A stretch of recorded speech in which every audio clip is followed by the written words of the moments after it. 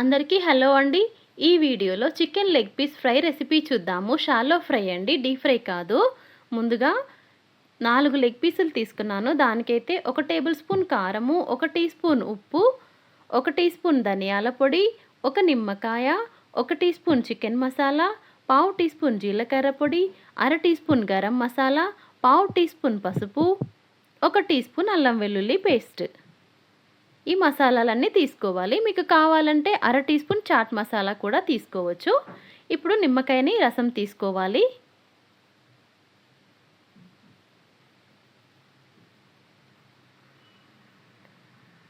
అలాగే దీంట్లో పెరుగు ఒక 3 టీ స్పూన్ల పెరుగు వేయాలి. ఇంక ఈ మసాలాలన్నీ పెరుగులో మంచిగా మిక్స్ చేయాలన్నమాట.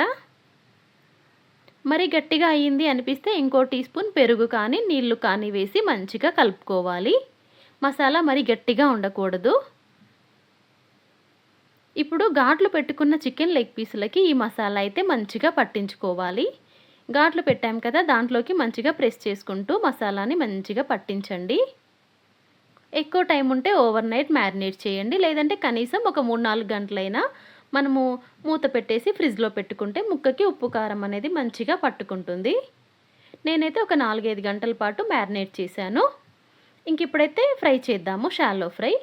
మంచి మందంగా ఉన్న పెనం తీసుకొని ఒక 4-5 టేబుల్ స్పూన్ల నూనె వేసేసి ఇంకా లెగ్ పీసుల్ని ఆ పెనం పైన పెట్టేసి ఒక నిమిషం తర్వాత కదిలించాలి. వెంటనే కదిలించకూడదండి, అతుక్కుపోతాయి. ఒక 25 నుండి 30 నిమిషాలైతే పట్టింది మంచిగా అవి లోపల దాకా ఉడకడానికి. డీప్ ఫ్రైలో అయితే కొంచెం తొందరగానే వేగిపోతాయి. షాలో ఫ్రై కాబట్టి నిదానంగా ఉడుకుతాయి.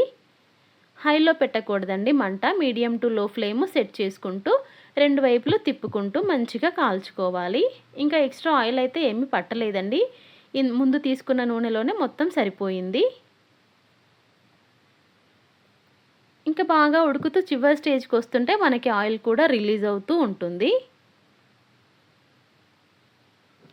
అంతే అండి. లెగ్ పీస్లు అయితే మంచిగా డీప్గా కుక్ అయిపోయి మంచిగా ఫ్రై అయిపోయినాయి.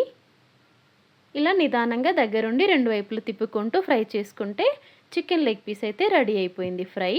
ఈ వీడియో నచ్చితే ప్లీజ్ లైక్ చేయండి.